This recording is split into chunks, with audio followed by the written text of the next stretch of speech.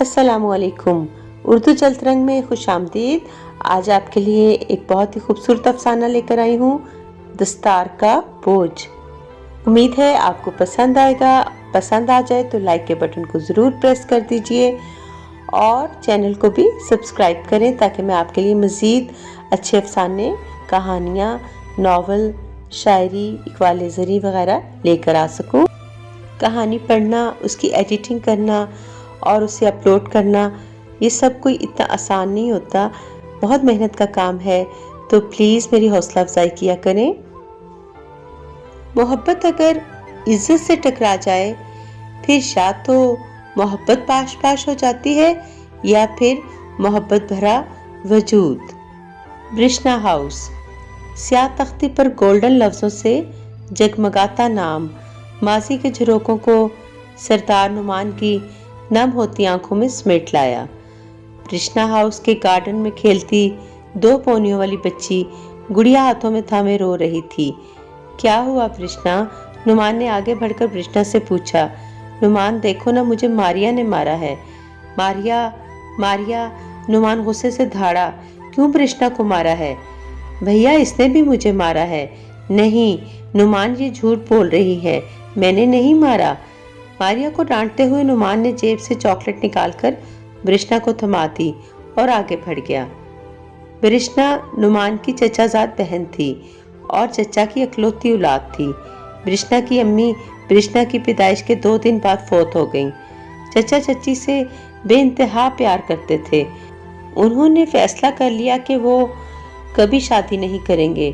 ब्रिश्ना अपनी अम्मी की तरह बेहद हसीन थी। उसे देख के किसी परी पैकर का जमीन पर उतर आने जैसा गुमान होता था। बचपन पर लगा के उड़ गया था। गांव के सरदार कलीमुल्लाह खान के सामने मुकदमा लाया गया। सरदार, मेरी बेटी को माफ कर दो। मैंने माफ कर दिया है अपना हक, आप भी माफ कर दो सरदार, कहता शाहनवाज सरदार के कदमों से लिपट गया। लड़की पर काली चादर डालकर सरतापा पैर तक ढांप कर जिरगे में लाया गया। चादर में मौजूद वजूद पर इस कदर खौफ तारी था कि दूर बैठे लोग भी खौफ से थरथराते वजूद के खौफ का पैमाना जान सकते थे। सरदार ने बाप की आहो बका से तंग आकर शाहनवाज को धुतकार दिया। अब बारी लड़के की थी। मैले लिबास में बाल बिखरे हुए, काली मर्दाना शॉल में लिपटा हुआ गुलशाह साथ वाले गांव का मकीन था, जिसने शाहनवाज की बेटी से मोहब्बत की और फिर दोनों ने भाग के शादी कर ली। मगर इस गांव के रवाज और रवायात की हिफाजत का जिम्मा सरदार कलीमुल्लाह खान के हाथ में था, जो मर तो सकता था मगर किसी को इतनी जुर्रत नहीं दे सकता था कि वो इस गांव के रवाजों और रवायात को आकर रौंद के आगे बढ़ जाता। मगर यहाँ बात रवाजों से बढ़कर इज्जत पर आ गई थी। साथ वाले गांव का सरदार और मोतबर लोग भी जिरगे में शामिल थे और लड़के लड़की की माफी के ख्वाह थे। मुंशी सबके बीच खड़ा दोनों तरफ के लोगों की मुश्तरका सुलह की ख्वाहिश का इजहार कर रहा था। दूसरे गांव के सरदार से बाआवाज बुलंद पूछा गया, क्या वो लड़के और लड़की को माफ करते हैं? जिस पर दूसरे गांव के सरदार ने सर हिला दिया। अब बारी सरदार कलीमुल्लाह खान की थी, जिसकी आंखों में गुस्से से खून उतरा हुआ था।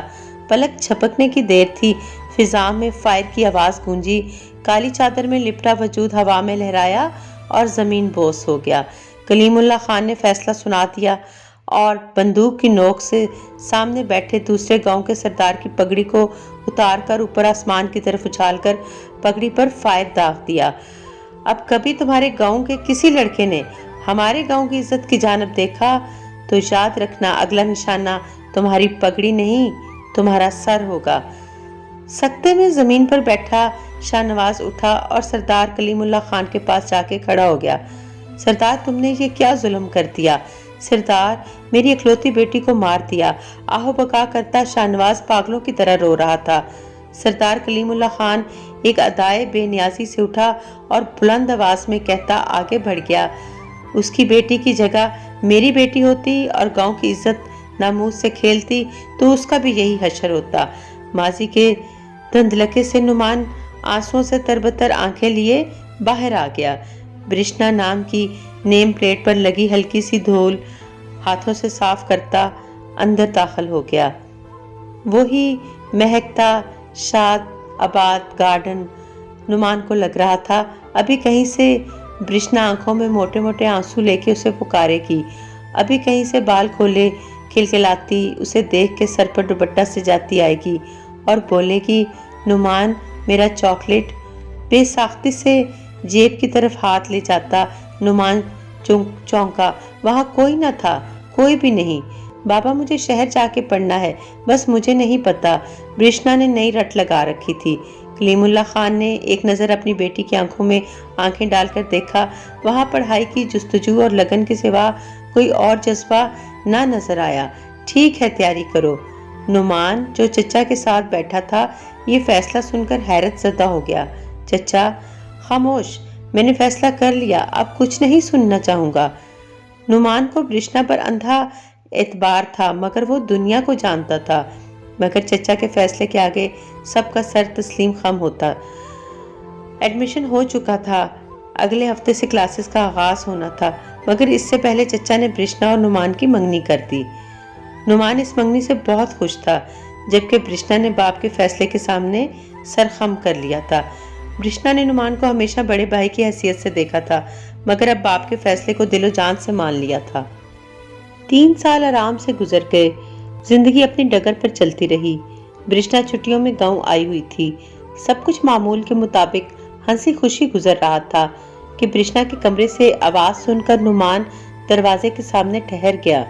اندر سے آتی برشنا کی آواز سن کر نعمان کے پیروں تلے زمین نکل گئی۔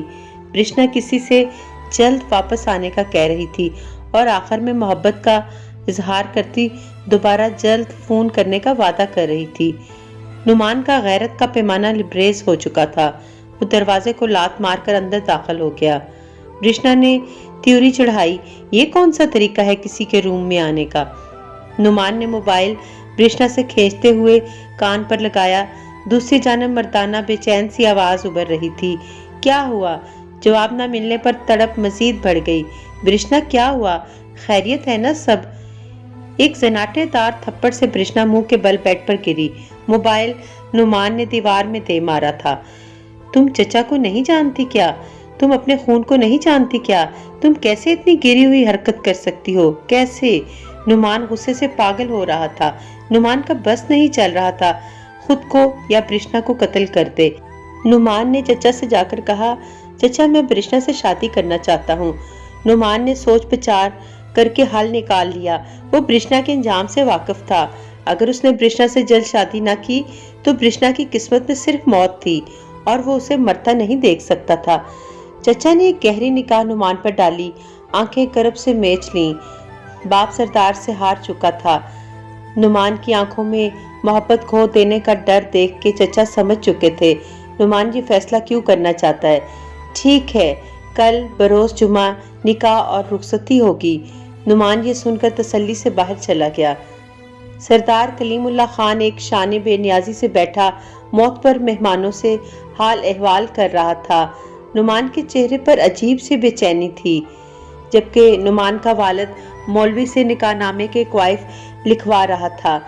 نعمان سے ایجاب و قبول کے بعد نکاح نامہ برشنا کے کمرے کی جانب لے جایا گیا، جہاں برشنا کو نہ پا کر سب کی جان نکل گئی۔ نعمان دیوانہ وار باہر کی طرف بھاگا۔ سردار کلیم اللہ خان سب کارروائی سے بے خبر لوگوں میں بیٹھا حال احوال کر رہا تھا کہ نوکر نے آ کر کان میں سرگوشی کی۔ سردار کلیم اللہ خان اٹھا، اپنی بندوق نکالی اور روانہ ہو گیا۔ لوگوں میں چہمگوئیاں ہونے لگیں، قیامت برپا ہو چکی تھی۔ ہائی وے پر نعمان نے ایک جیپ والے کو ٹھہرے دیکھا، وہ اس کے پاس رک گیا۔ نعمان کو رکا دے کر لڑکے نے کہا، میری گاڑی خراب ہو گئی تھی۔ لڑکے کی آواز سننا تھا کہ نعمان نے لڑکے پر بندوق تان لی۔ تم وہی ہو نا جو اس دن کال پر برشنا کو برہلا رہے تھے؟ بندوق دے کر لڑکے کی سانس نکلنے لگی۔ وہ گاڑی میں ہے، مجھے چھوڑ دو، مجھے چھوڑ دو۔ نعمان نے برشنا کو گاڑی کی پچھلی سیٹوں میں چھپے ہوئے نکالا اور بندوق لڑکے پر تان لی کہ اچانک برشنا نعمان کے قدموں میں گر گئی۔ اسے جانے دیں، میں آپ سے شادی کروں گی، میں کہیں نہیں جاؤں گی، اس کی جان بخش دیں۔ نعمان نے دھاڑتے ہوئے کہا، تم نے اس کے پیچھے اپنے باپ کی پگڑی مٹی میں رول دی جو تمہاری حفاظت بھی نہیں کر پایا، جان جانے کے ڈر سے تمہیں میرے حوالے کر دیا۔ اس سے پہلے برشنا کچھ کہتی نعمان بندوق کی گولیاں لڑکے کے سینے میں اتار چکا تھا۔ برشنا سکتے میں کھڑی تھی۔ اس کا مرنا ضروری تھا۔ میں نہیں چاہتا چچا کو پتا چلے کہ تمہاری زندگی میں کوئی آیا تھا۔ نعمان برشنا کو واپس برشنا ہاؤس لے گیا۔ نکاح خواہ نے نکاح پڑھوایا۔ کسی کو کانوں کان خبر نہ ہوئی کہ سردار کلیم اللہ خان کی بیٹی گھر سے بھاگ گئی تھی۔ سب ایک دم سے سردار کلیم اللہ خان کے محفل چھوڑ کر جانے پر پریشان تھے۔ پھر سب نکاح ہو جانے کی خوشی میں روایتی ناچ گانے میں مصروف ہو گئے۔ رات عروج پر آئی تو جشن تھم گیا۔ سردار کلیم اللہ کو برشنا کے لوٹ آنے کی خبر ملی مگر بھائی کے کہنے پر خاموش ہو گیا۔ جب رخصتی ہو رہی تھی تب شاہ نواز نے چیخ کر سب کو مخاطب کیا، جا کہاں رہے ہو؟ اب تو جرگہ بیٹھے گا۔ میں شاہ نواز اپنے ہوش و حواس میں سردار کلیم اللہ خان کی بیٹی پر گاؤں کی عزت نیلام کرنے کا جرگہ بٹھاتا ہوں۔ چیم گوئیاں ہونے لگیں اور شاہ نواز نے چیخ چیخ کر برشنا کے گھر سے بھاگنے کی تمام رودات سنا دی۔ سرخ جوڑے میں ملبوس لڑکی کو سر سے پاؤں تک کالی چادر میں ڈھانپ کر لایا گیا۔ لانے والا نعمان تھا۔ لڑکی کے وجود میں کوئی جنبش، خوف، ڈر نہیں تھا۔ وہ کسی روبوٹ کی طرح چلتے ہوئے آ کر رک گئی۔ سردار کلیم اللہ خان نے آج بھری محفل میں سر سے پگڑی اتاری اور سب کو مخاطب کیا، میری بیٹی برشنا نے اس گاؤں کی ریت رواج سے ٹکر لی ہے جس کا میں محافظ ہوں۔ چاروں طرف موت کی خاموشی تھی۔ لوگ سمجھ رہے تھے سردار اپنی جان سے پیاری بیٹی کو معاف کر دے گا۔ گاؤں کی عزت و ناموس، ریت و رواج آج سے ختم ہو جائیں گے۔ سردار کلیم اللہ خان نے خاموشی توڑی، پھر سے بات کا آغاز کیا، میں اس کی سزا اپنی بیٹی کو دوں گا۔ آواز میں نہ لغزش تھی نہ ہاتھوں میں کپ کپاہٹ۔ بندوق لوڈ کی گئی۔ ایک فائر کی آواز نے فضا میں خاموشی کو چیر دیا۔ سرخ لباس میں ملبوس وجود نے بابا کو آواز دی اور زمین پر گر گیا۔ یکے بعد دیگرے 12 گولیاں برشنا کے وجود پر سردار کلیم اللہ خان نے داغ دیں۔ کلیم اللہ خان پلٹا، اپنی پگڑی اٹھائی، سر پر رکھی اور خاموشی سے آگے بڑھ گیا۔ نعمان جو اپنی جان سے عزیز بیوی کی یوں آنکھوں کے سامنے موت کو برداشت نہ کر پایا، وہیں بے ہوش ہو کے گر گیا۔ شاہ نواز نے ڈھول والے سے ڈھول لے کے پیٹنا شروع کر دیا، میری بیٹی کو انصاف مل گیا، میری بیٹی کو انصاف مل گیا۔ ڈھول کی آواز اعصاب شکن تھی۔ کسی میں اتنی ہمت نہ تھی کہ شاہ نواز کو روکتا یا بے ہوش نعمان کو سنبھالتا۔ ڈھول بجتا بجتا رک گیا۔ شاہ نواز ڈھول کی آواز کے رکتے ہی دم توڑ چکا تھا۔ برشنا کو رات کے اندھیرے میں برشنا ہاؤس کے احاطے میں دفنا دیا گیا۔ نعمان کو برین ہیمریج کا اٹیک ہوا تھا جس کی وجہ سے وہ کومے میں تھا اور اگلے 6 ماہ کومے میں رہا۔ لوگ سردار کلیم اللہ خان کی غیرت کو سلام کرتے ہوئے گھروں کو پلٹ رہے تھے۔ کوئی نہیں جانتا تھا وہ سردار ہونے کے ساتھ ساتھ اس اکلوتی بیٹی کا باپ تھا جو اس کے جگر کا ٹکڑا تھی۔ سردار کلیم اللہ خان نے برشنا کا آخری دیدار بھی نہ کیا۔ آج گاؤں والوں کو علم ہوا کہ دستار کا بوجھ ہر رشتے سے بالاتر ہو کے اٹھایا جاتا ہے۔ نعمان نے گارڈن میں بنی قبر سے نظریں چرانے کی کوشش کی مگر دل میں موجود محبت کی قبر سے کیسے نظریں چراتا۔ وہ برشنا کی قبر کی جانب لپکا۔ وہاں پر موجود سردار کلیم اللہ خان کا سسکتا وجود دیکھا۔ کافی دیر بعد نعمان نے آواز دی، بابا سائیں۔ وجود ساکت تھا۔ نعمان نے بابا سائیں کے کندھے پر ہاتھ رکھا اور وہ لڑکھڑا کر ایک سمت کو بے جان سے ڈھلک گئے۔ نعمان آج باپ بیٹی کی قبروں کے درمیان بیٹھا سوچ رہا تھا، محبت اور دستار کا قرض جان دے کے اتارا جاتا ہے اور یہ قرض مرد اور عورت کی زندگی میں لازمی آتا۔